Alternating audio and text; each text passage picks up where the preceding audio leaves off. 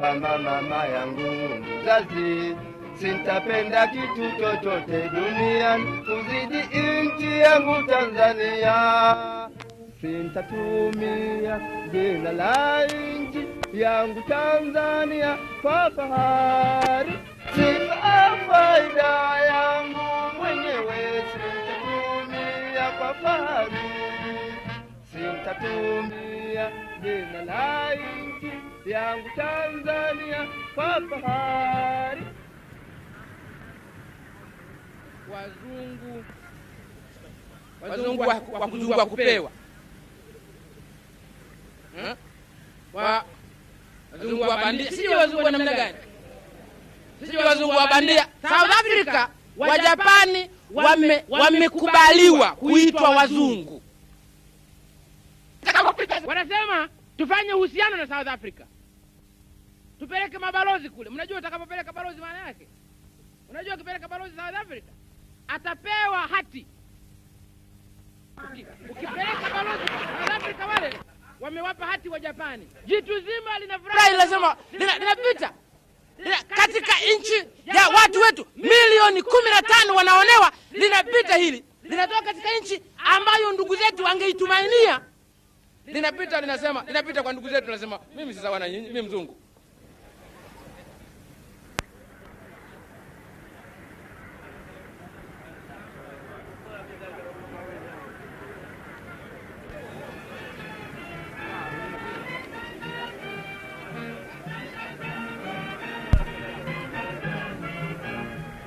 You felt that military coups were the disgrace of Africa. What did you mean by that? I meant exactly what I said. That Africa is fighting for its freedom. Africa has enemies who don't like this freedom. And in maintaining this freedom, in the protection of this freedom, Africa should rely upon its armies. And there has been a trend that very often the enemies of Africa find that instead of fearing the African armies, they rely upon the African armies. So the people who are rejoicing now in Uganda because of what has happened in Uganda are not the friends of Africa. They are the enemies of Africa who are rejoicing. And they are rejoicing because of an act of officers of an African army which ought to be the protector of African independence and African freedom. So we feel this is unnatural. It shouldn't be so.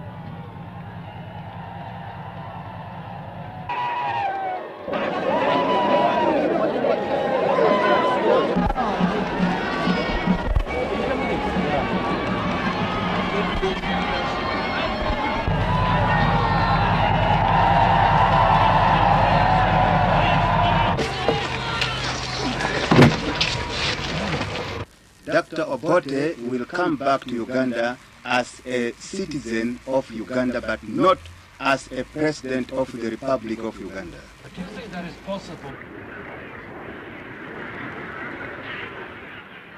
Your Excellency, you said that Dr. Obote is still the lawful president of Uganda. Hasn't, though, the military coup there and the public rejoicing, which we've seen in Kampala, meant that in effect he can't now be regarded as the lawful president of Uganda? Well, I really don't think there is such proof. The rejoicing in Kampala has not surprised us. I don't know who has been surprised about the rejoicing in Kampala. Kampala is in Buganda. President Obote overthrew the Kabaka of Buganda. President Obote was trying to build the unity of Uganda by removing tribalism. And so the tribalists in Buganda will rejoice if President Obote is overthrown. So this did not surprise us. The army, I think everybody knows, including President Obote's enemies, the army is divided. This is known, that the army is divided in this matter. So why should we take it for granted that the people of Uganda will accept this change? What is the base of this change? I'm not surprised that there was rejoicing in Kampala, but I don't know whether there is still that rejoicing now. There seem to be a lot of people rejoicing. The Buganda perhaps are the majority, are they not? Yes, but where is the other rejoicing? I mean, Uganda does not consist of Kampala. There are stories that Amin has dissolved the local government bodies. Has he dissolved them because they are rejoicing, or because they are not rejoicing? Why? And he has done this throughout the country. Why? Is this because they support him or because they don't support him? What is it? What does it mean? Well, would you like to see Dr. Obote back as president? Are you going to take any specific aims to get him back as president? Dr. Obote is the president of Uganda, who happens for the time being to be in Tanzania. But isn't it true that in some countries like the Congo and Nigeria, military leaders have stability and a viable government for their countries perhaps for the first time? Oh yes, and I'm not saying all coups are wrong. Nasser overthrew a corrupt regime. He was a soldier, and some soldiers can overthrow corrupt regimes to protect the honor of their own countries. I'm not saying every coup is wrong, but many of the coups in Africa have been directed against the people of Africa. Could there ever be a military takeover, do you feel, in Tanzania? I'm no god. I'm not a god. I've said publicly. I think a military coup in Tanzania is very unlikely. An assassination, I could be assassinated, and a damn fool could assassinate me. We don't fear. Well, I was going to ask you about that, in fact, because there's just been a treason trial here, hasn't there, in which 6 people were charged and found guilty of attempting to take your life. Yeah. I mean, is your position secure? Precisely because, and why are they tried? We tried them. We tried them confidently in the courts. You don't fear that there may be many others? No. Absolutely out of the question. Absolutely out of the question. May I ask you...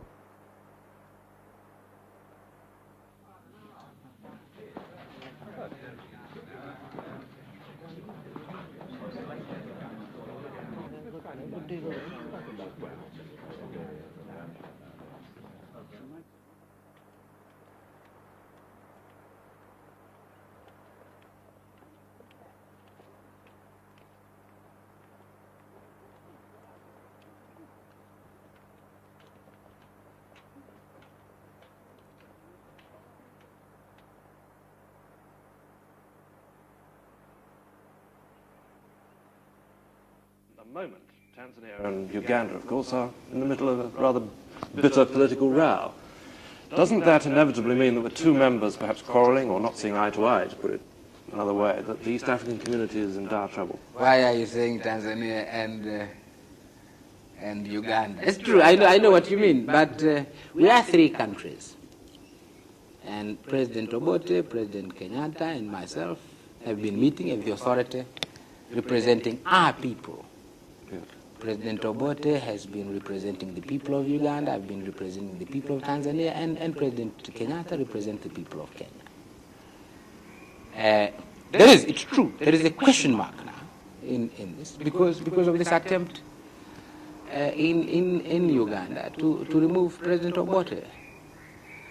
I believe this brings a difficulty between Kenya and Tanzania on the one hand, and Uganda on the other, not between just Uganda and Tanzania. I don't like this implication. I know an attempt is going to be made to appear as if somehow Kenya accepts this. It's only Tanzania which does not accept this. I don't know where they get this, because it's not true. But you will never represent, you will never recognize General Amin. Perhaps Kenya might. Well, this perhaps, I don't know, I can't speak for this perhaps, but I'm saying we are a united East Africa, and the only thing that has happened that may cause difficulty in this unity has happened in Uganda, not in Kenya and not in Tanzania. It's General Amin's fault. It's General Amin's fault. Could I turn up?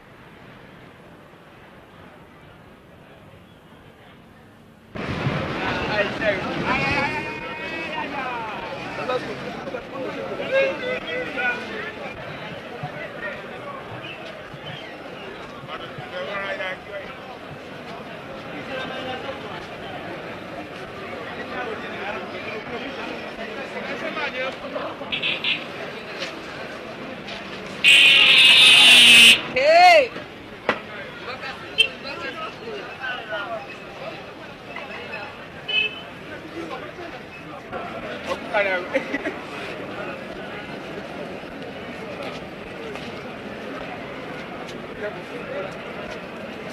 Could I turn out to another association, the Commonwealth? Is there any doubt at all that if Britain sells arms to South Africa, you would leave it? No doubt at all. None whatsoever. Nothing that happened in Singapore, or even the setting up of this 8-nation committee to look into the Indonesian, has made you change your mind? The Singapore conference demonstrated to Mr. Heath, if he wanted this demonstration, a clear opposition by a near unanimous Commonwealth to the sale of arms to South Africa. Here is a Commonwealth which is almost unanimously opposed to the sale of arms to South Africa.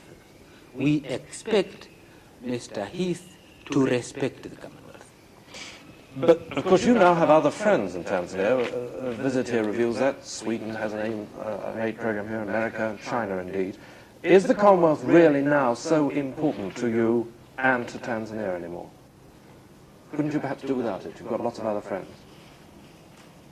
I was getting, when you say I can do without it, what do you mean? I can't, I want friendship with countries.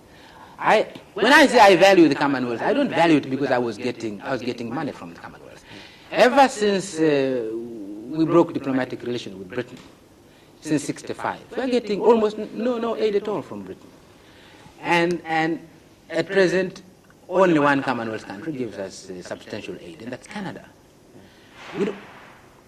All the other Commonwealth countries, and there are many, Australia, New Zealand, India, Nigeria, Kenya, and all this. We don't value this because they're giving us aid. We value this because what it means, what it can mean to humanity, not because of aid. What is this aid? If it was a question of aid, of course, I would not be talking about this importance of the Commonwealth. I say the importance of the Commonwealth beyond aid. I don't value our friendship with New Zealand in the Commonwealth because New Zealand gives us aid. They don't give us aid. But you value it for the fact that you can sit down at the same table with New Zealand, that they respect It means you as the Commonwealth can mean something to the world. It can mean a friendship among these countries. And when I call people my friends, I don't mean then because I go begging to their countries. This is not the basis of our friendship.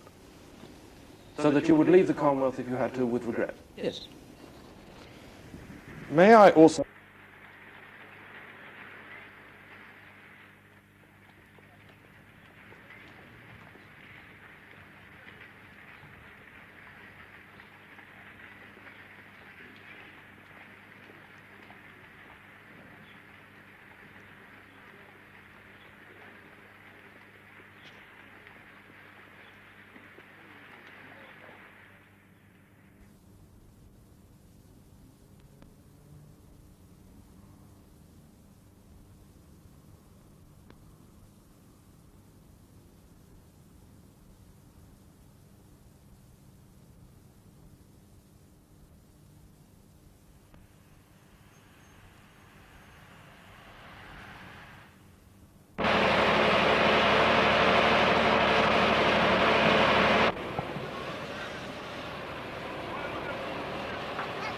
A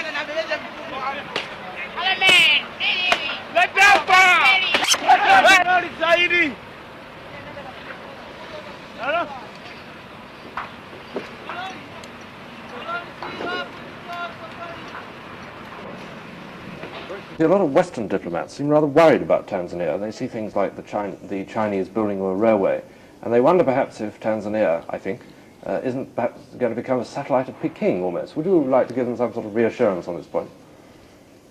It is very difficult to reassure Western countries about China. They, for some reason or other, they're frightened of China.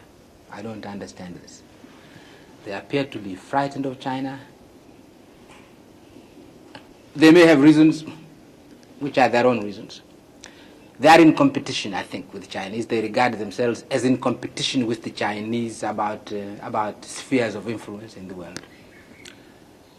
I'm not in competition with the Chinese. We're a small country. We're not in competition with the Chinese about any sphere of influence anywhere in the world. And so how do I reassure the Western countries? The Chinese offer to build a railway for us. We accept. You yourself have said here we have people helping us here. We have Canadians, all the Scandinavian countries, Sweden, Denmark, Norway, Finland. We have Americans here and some British. And we are, as far as aid is concerned, here we are. Cooperation with the outside world, we are almost a United Nations. Japan, we have all these countries here. But no, it's China. What is seen is only China. And so I'm not becoming a British satellite or a Canadian satellite or a Scandinavian satellite, but Tanzania is becoming a Chinese satellite. What is the